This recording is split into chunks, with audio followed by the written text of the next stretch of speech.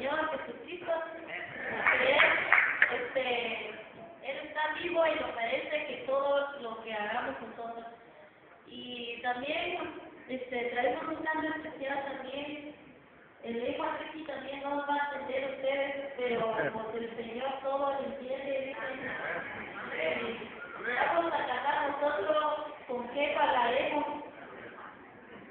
Parece que yo voy a cantar mucho tan bonito, pero pues la hora pues no está pasando.